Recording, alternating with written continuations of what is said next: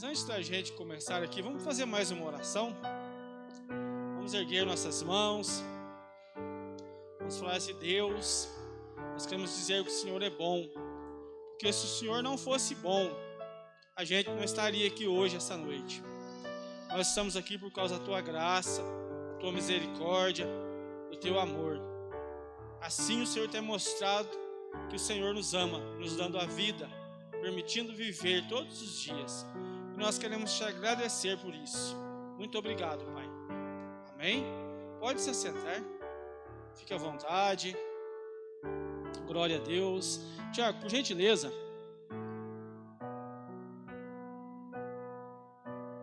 Daniel, capítulo 1, versículo 8.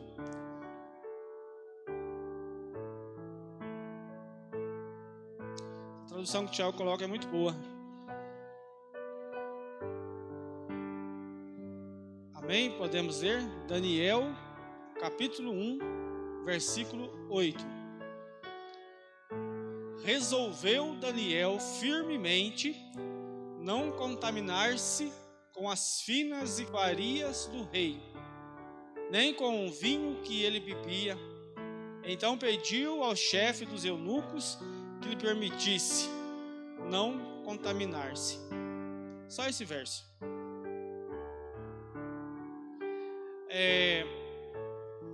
Quando eu era menino não, novo convertido na fé, né? Menino na idade, também menino na fé. Passei em frente a uma loja, vi um sapato lindo, maravilhoso. Aquele sapato brilhava tanto que aquilo me incomodou. Falei assim: olha, eu vou comprar esse sapato. E passei a gerar algo dentro do meu coração para comprar aquele sapato. E o dia que eu comprei esse sapato, eu fiquei tão maravilhado que eu colocava no pé, dava para pentear o cabelo. De tanto que brilhava, esmaltado, coisa mais linda o sapato. E eu gerei fé dentro do meu coração.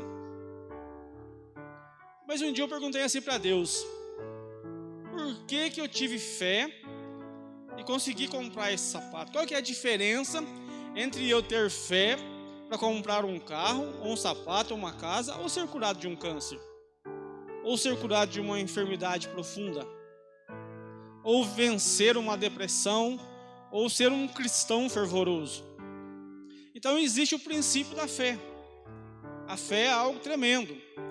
Jesus é tão tremendo que Jesus fala assim: sem fé, não, se você tiver fé no seu coração, e se você olhar para aquele monte, se você falar para o monte: monte, arranca-te daí e vai para o mar, assim vai suceder. Então é um princípio tremendo a fé. A fé é tão forte que o centurião de Cafarnaum foi procurar Jesus. E ele fala assim para Jesus: olha, o meu servo, ele está doente na minha casa, e eu preciso que o Senhor ore por ele. Aí Jesus quis ir na casa do homem e falou: não, o senhor não entendeu. Não é para o senhor ir lá, dá só uma palavra. Porque eu também sou comandante, eu também comando homens, eu tenho homens abaixo de mim. Eu falo para aquele vai, ele vai. Eu falo para o outro vem, ele vem. E Jesus olha para aquele homem e fala para os discípulos: em todo Israel eu não vi fé tamanho desse homem.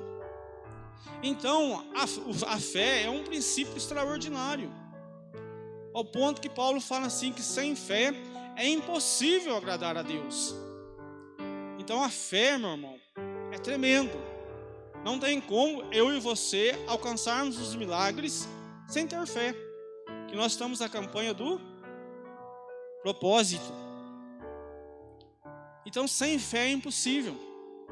Aí você olha um pouquinho mais para trás da Bíblia, nós encontramos um homem chamado Moisés. Moisés, ele foi escolhido por Deus para tirar um povo, pessoas, mas um grande número de pessoas que estavam vivendo em escravidão sob o jugo de um outro povo. Então Deus levanta esse homem, Moisés. E Moisés sai com o povo, o negócio dá certo lá, e ele sai com o povo do Egito. Ele tira todos os seus irmãos israelitas do Egito e vem vindo. Alguém traz a notícia para Moisés: Moisés, o faraó mudou de ideia. Agora ele está vindo atrás da gente. Só que o interessante é que Moisés agora já estava de frente para o mar. Então, atrás de Moisés, Faraó, nervoso e com um exército muito bem armado. Assim diz a palavra de Deus. E na frente de Moisés estava o Mar Vermelho. Então Moisés foi clamar a quem? A Deus. E Deus dá uma resposta para Moisés: Moisés, por que clamas a mim? Ordena ao povo que marche.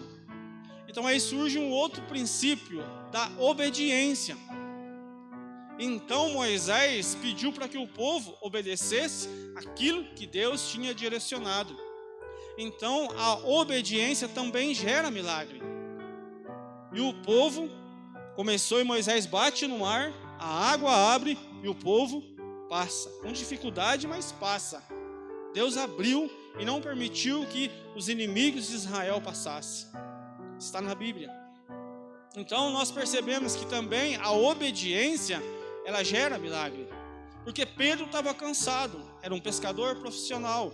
Ele havia pescado a noite toda. E o texto é bem claro, ao referir-se dizendo que não havia pego nada, nem uma lambari. Não sei se tinha lambari lá naquele mar, mas nem um peixinho pequeno. E ele estava cansado, exausto, havia pescado a noite toda. E Jesus chega para ele e fala assim: Pedro, volta e lança a rede do lado direito do barco. E Pedro olha para Jesus e dá uma resposta para o Senhor e fala assim: nós vamos, mas mediante a tua palavra. Então perceba-se que a obediência também gera milagre.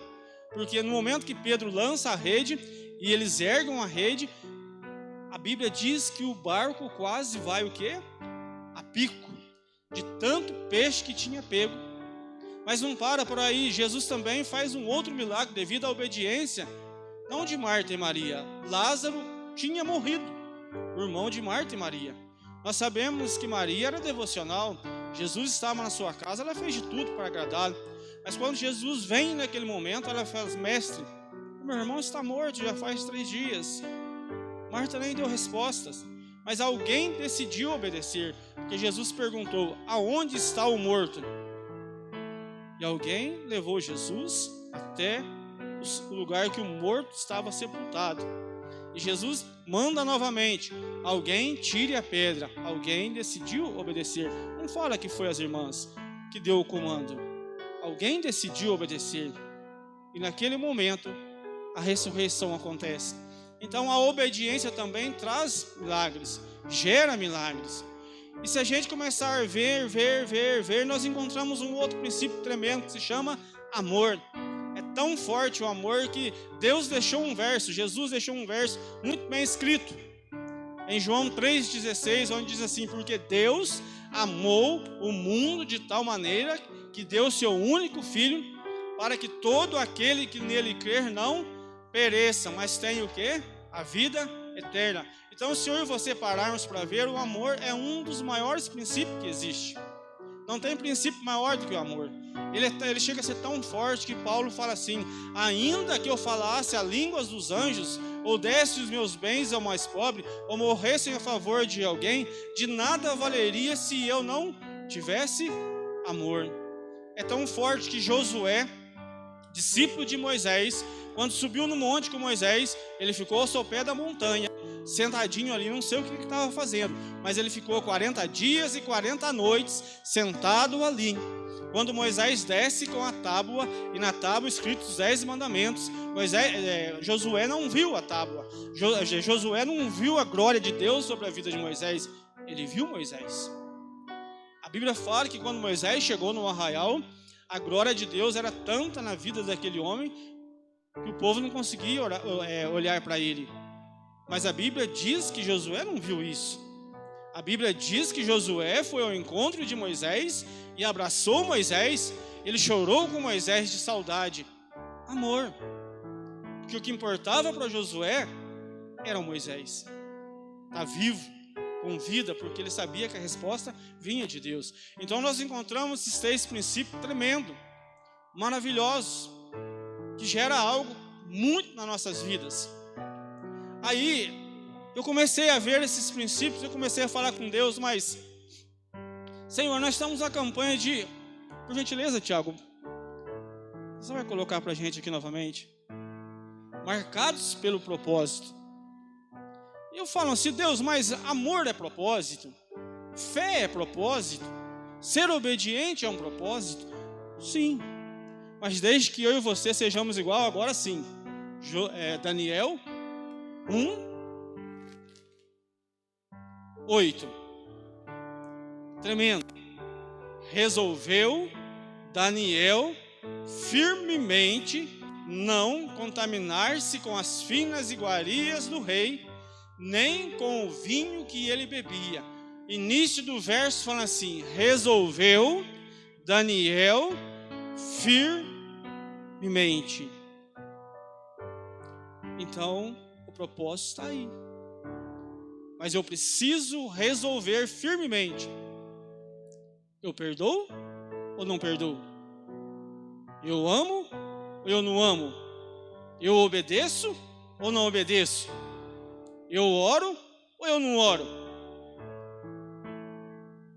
Daniel, na minha opinião, um dos maiores homens da Bíblia. Tremendo. Ele decidiu firmemente não contaminar-se com as iguarias do rei. Ele decidiu dentro de si. Então o propósito é uma decisão. O propósito para um milagre é uma decisão. É eu que decido se vou mudar de vida ou não. Não é Deus que decide isso.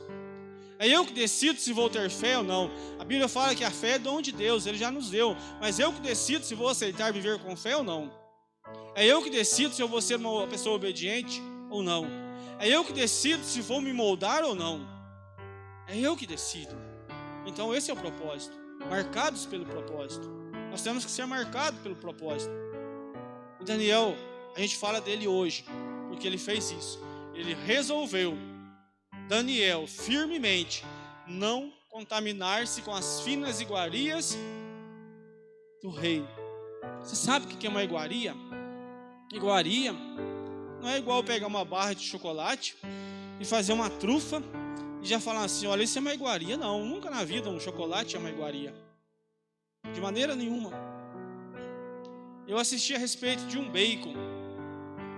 O que a gente come é parecido, mas não é um bacon original.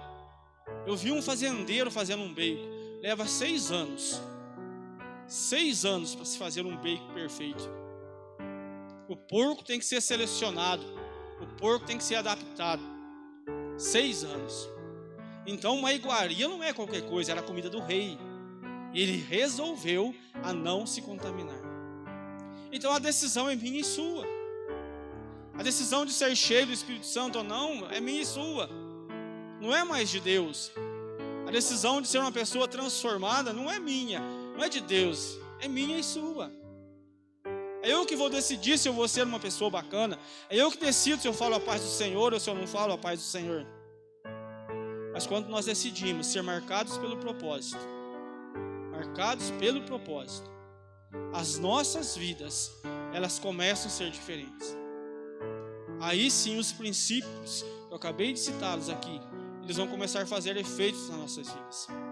Porque nós somos marcados pelo propósito. Nós somos uma geração hoje de cristãos fervorosos, que vão mudar essa geração, vamos mudar esse mundo. Mas a gente não vai mudar pela nossa sabedoria. Nós não vamos mudar pela nossa força. Nós não vamos mudar porque eu sou uma excelente pessoa e eu falo bem, não.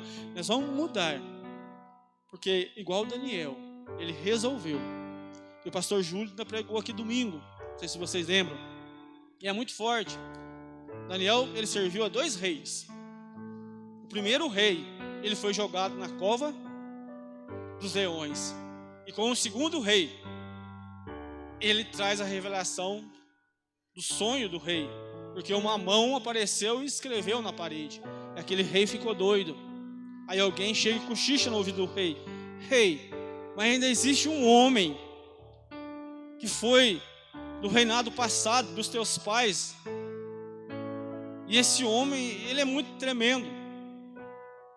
Mas o rei pergunta: quem é esse homem? É Daniel. E vem Daniel na presença do rei novamente. Só que Daniel aí já não vem jovem, meu querido. Daniel já não vem cheio de força. Daniel já não vem mais com aqueles olhos brilhantes. Daniel já estava velhinho, cabelinho branco. Daniel já não tinha passos largos, ele já vinha contando os seus passos. Mas ainda era um homem marcado pelo propósito. Quando ele abriu a boca, o rei novamente falou: que sirvam ao Deus de Daniel. Marcado pelo propósito. Porque um dia Daniel decidiu, ele resolveu a não se contaminar. Irmãos, se às vezes a gente perde o amor ou perde a fé, não é culpa de Deus. Não é culpa de Deus. O milagre está do nosso lado. Nós precisamos resolver, decidir. Não abro mão. Está chovendo, eu não abro mão. Está sem chuva, eu não abro mão. Porque eu tenho propósito. E daqui 10 anos eu quero te ver novamente. Daqui 10 anos eu quero ver o Silvio novamente firme. Quero ver o Tiagão firme. Quero ver o Arthur firme. Daqui 20 anos eu quero ver a irmã Silvana. Quero encontrar com a irmã Silvana. Quero falar: você lembra, irmã? Se Jesus não voltar, né? Se Jesus vinha antes, aí não tem jeito. Mas você lembra, irmã, daquele tempo que a gente ia naquelas terça-feira? Como que Deus foi maravilhoso? Nós somos marcados pelo propósito. Daniel, marcado pelo propósito. Quando ninguém achava mais que tinha solução, alguém falou: não existe um homem no reino chamado Daniel. E aquele homem entrou velhinho. Daniel não voltou para Israel. Daniel morreu ali. Mas marcado, Daniel não venceu só as covas dos leões. Ele venceu tudo que tinha que vencer. E ainda no final falou para o rei: pecastes contra o Senhor. Nós somos marcados pelo propósito, meu querido. Não perca a esperança. Não perca a fé. Não perca o amor. Não perca a obediência. São frutos do Espírito Santo que vai gerar dentro de nós milagre. Vamos ser marcados pelo propósito. Amém? Quantos creem nisso? Então, por gentileza, você que pode, coloca-se de pé.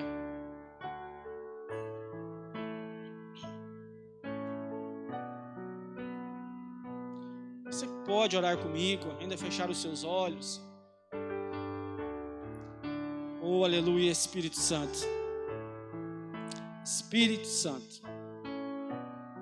Eu não sei quantos anos nós vamos viver aqui nessa terra. Se vai ser 1, se vai ser 10, 20, 30, não sei. Não sei como que vai ser os nossos dias. Se vão ser dias tristes, felizes, não sei. Mas uma coisa eu sei, Pai, que o Teu propósito está sobre as nossas vidas. E um dia nós decidimos a não nos contaminarmos com as iguarias do Rei. E no nome de Jesus Cristo eu quero te pedir que os nossos dias, enquanto vivermos aqui nessa terra, sejam marcados pelo Teu propósito. Que sejamos homens e mulheres cheios do Teu propósito, trazendo soluções, respirando prodígios, vivendo os Teus milagres, no nome de Jesus Cristo. Abençoa-nos nessa noite. Derrama sobre nós uma porção dobrada do Teu Espírito. Derrama sobre cada vida aqui algo especial. Entra na nossa casa, nos nossos corações. Entra na nossa mente. Se tivermos que ser lavados, que assim seja, Deus. Mas nós queremos viver debaixo do Teu propósito. Assim como Daniel fez, nós queremos fazer. E resolveu Daniel a não contaminar-se. E nós também nessa noite tomamos essa posição de não nos contaminarmos. Não queremos nos contaminarmos, Pai, no nome de Jesus. Amém? Assim nós estamos encerrados. Mas se tiver alguém aqui que quer falar alguma coisa, sentiu de Deus para dar uma palavra, pode vir aqui. Tem um testemunho para contar? Quer, irmã Silvana? Irmã Thaís? Maísa? Silvio, Luizinho, Alia? Quer falar um pouco, Lili? Tiago? Arthur. Então nós estamos encerrados. Mas acredite, se você decidir de verdade, tudo dá certo. Amém, irmão? Amém? Então glória a Deus. Aleluia.